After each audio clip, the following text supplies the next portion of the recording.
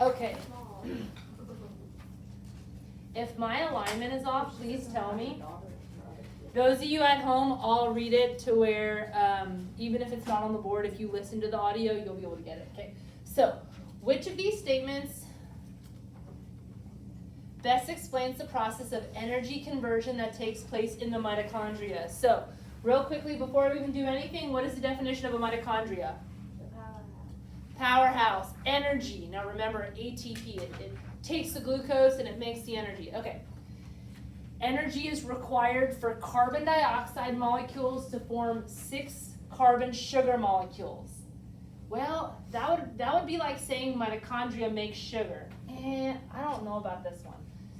G, water molecules and radiant energy. Does mitochondria deal with light radiant energy? So that's definitely a no. Oxygen molecules release energy in the form of heat. Does oxygen have energy in it?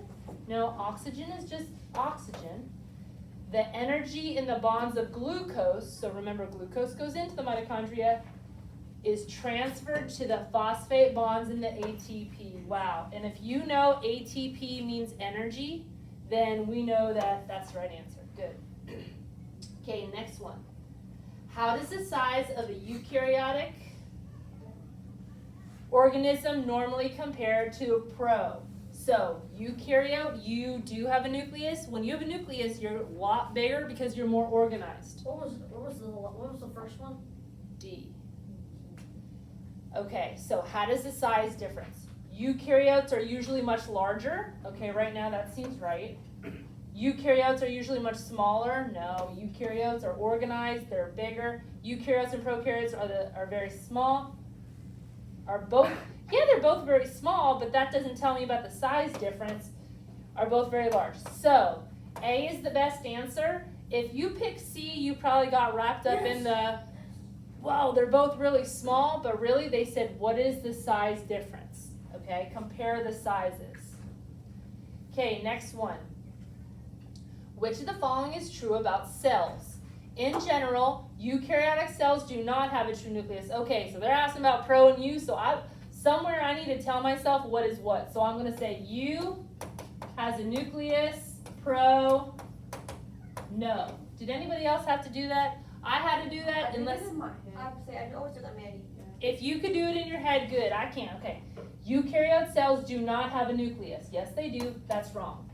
Both eukaryotic cells and prokaryotic cells always contain both true nucleuses. Nope. Pro, no. Okay. In general, prokaryotic cells do not have a true nucleus or membrane-bound organelles. Okay, that's true so far. Whereas eukaryotic cells contain both a nucleus. Okay, that's right. Neither prokaryotic cells nor eukaryotic cells ever contain, yes, they do. Okay. C is clearly the right answer.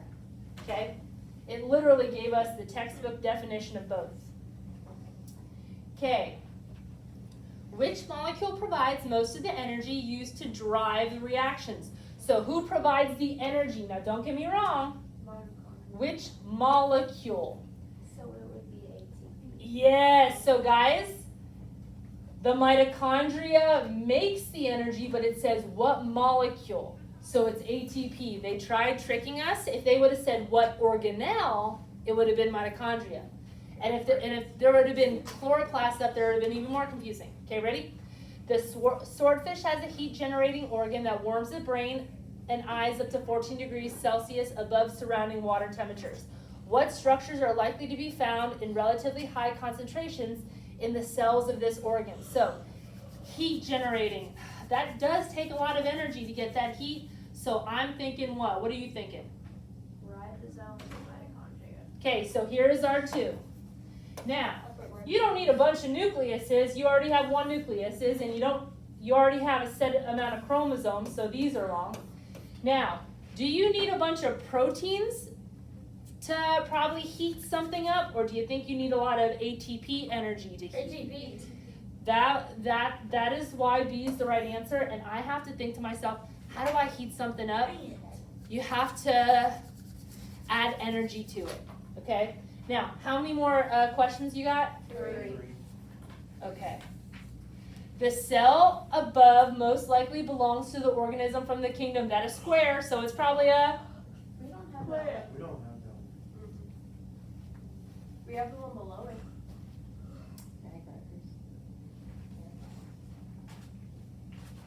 Sorry guys, this is where it's slightly off. Okay.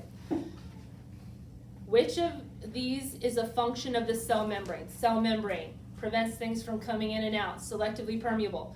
Producing nutrients, making nutrients, that's a chloroplast and mitochondria. Preserving waste, that's a lysosome.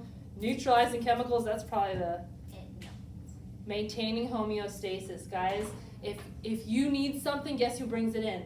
Cell membrane. If you don't want something, guess who takes it out? Cell membrane. Good. Energy conversion within an animal cell will be severely limited by the removal of the cells. Mitochondria. Guys, it is not chloroplast because remember, chloroplast just makes glucose. Mitochondria makes energy. Last one. Food is converted to energy in food. Mitochondria. Man, I don't have a lot of mitochondria questions. But guys, I'm not going to lie. There will be at least one mitochondria question on your test, okay? Mitochondria is a powerhouse of the cell. It is.